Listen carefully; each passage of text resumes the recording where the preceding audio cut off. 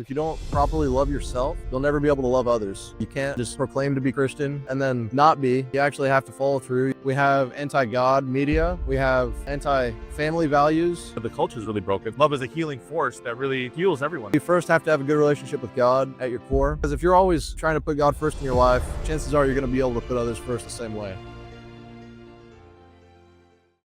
Hi, we're here at America Fest, and I'm here with Mason Fouquet. He's part of one of the Turning Point chapters. He wanted to talk a little bit about God and the importance of the love of God and to love your neighbor. For me, the biggest draw to the whole love your neighbor idea, it's like we hear it everywhere. It's just a classic phrase, and it's probably an overused cliche, but it's like, what does that mean? To me, loving your neighbor means loving your neighbor as yourself, because if you don't properly love yourself, you'll never be able to love others. So you first have to have a good relationship with God at your core.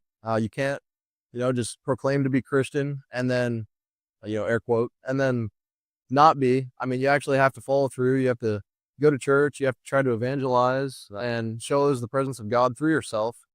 And I think through loving yourself and loving God, loving your neighbor just falls in line. Yeah. Because if you're always, trying to put God first in your life, chances are you're going to be able to put others first the same way.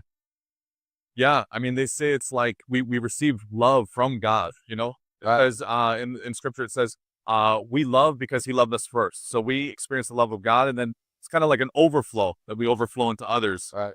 I know there's some people that have some trauma and they love others more than they love themselves. And that's not a helpful thing, you gotta love yourself as well.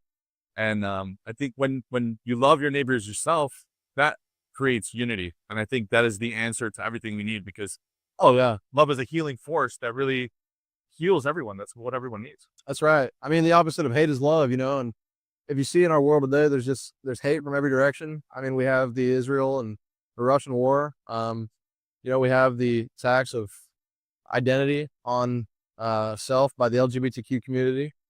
We have anti-God media. We have anti-family values being pushed by people that, probably will never have a family if they think that way. But it's sad, And so for me, just love is at the center. Yeah. Love is a healing force that heals everything, and to love someone is to give them your time and attention. It's like when your grandmother loves you, she takes care of you. She knits you a sweater. It's like we're helping other people. And if everyone has the ability to help one other person, if we all did that, we'd all rise together. Exactly. Yeah.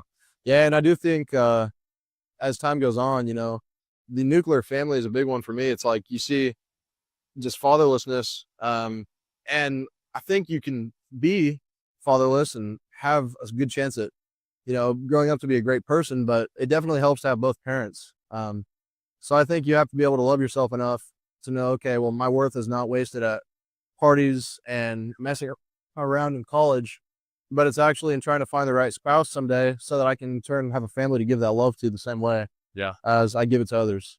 Yeah.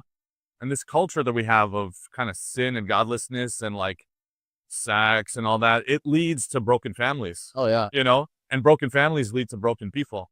So you need the wisdom and the love and the discipline of a father and the love of a mother to be whole and complete. And I think, society is set up in a way to kind of destroy that right now. Absolutely. Yeah.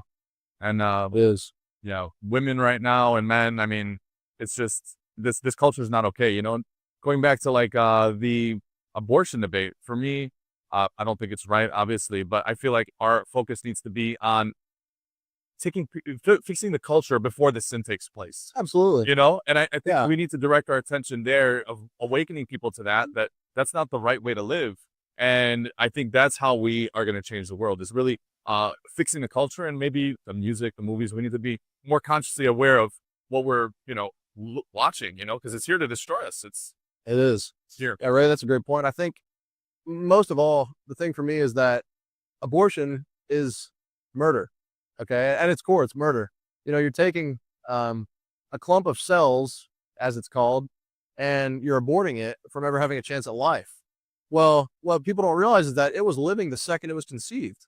And so, why is it that when a pregnant woman gets in a car crash, it's a double manslaughter for whoever hit her, and it's not considered a double, when it's in the womb? I mean, I don't understand that. And so abortion at its core is murder. And I think if more people understand that, we'd be on a better path. Yeah. Because the way that the world's going, Roe v. Wade was overturned at least. So that's good. But it's murderous. Yeah.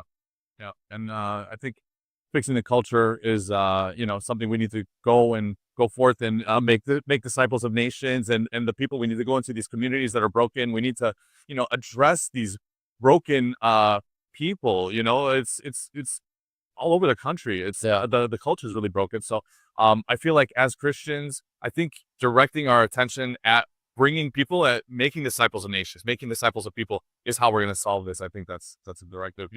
Loving your neighbor as you love yourself, and loving them and helping them before the sin takes place, I think is key. Right. And part of that, is living out a virtuous life. Obviously, we can talk about anything here, but virtue in itself is the greatest grace from God that we can bestow upon ourselves if we just live that way.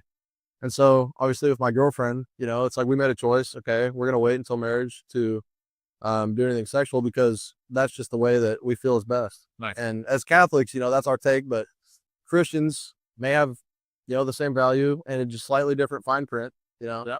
And so I understand everybody's got their own take on it, but really, if you're putting God first and family first and yourself last, that's all there is to it for me. Love just falls into place.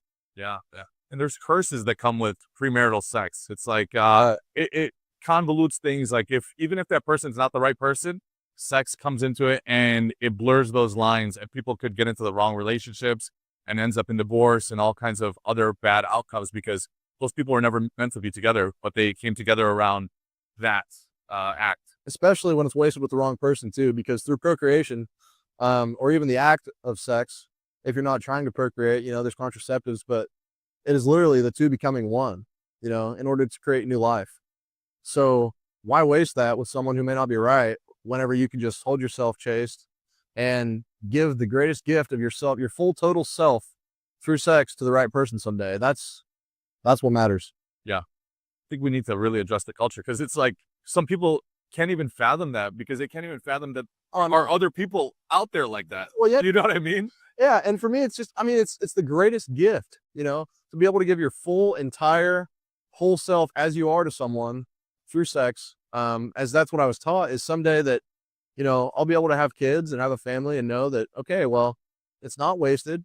It's been given to this person who I desire to be with for the rest of my life, because that is the way that God intended it. Yeah. And so it's really all there is to it. It's just a culture war. And it's made, like, sex and the act of it is made to bind two people together, like the chemical processes that take place in the brain. Yeah. The bonding that happens. If you waste that with other people, it kind of diminishes it. And they say there's statistics on it where the more sexual partners people have, the higher the chance of divorce, because you don't really have that strong affiliation with that one person. And maybe that person actually has a strong affiliation with who they lost their virginity to, Right. Because there's such a strong bond there. So, try to go in the right direction, and we got to change this culture, because the way we're operating is not the right way. Absolutely. And the heart desires what the mind thinks.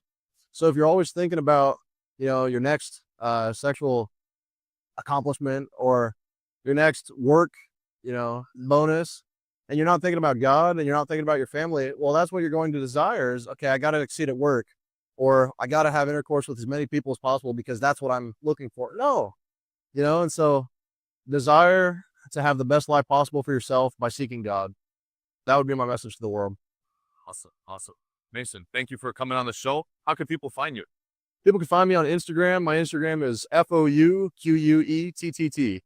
My last name with a couple of T's on the end. Okay, cool. On what platform is that? Instagram. Okay, awesome.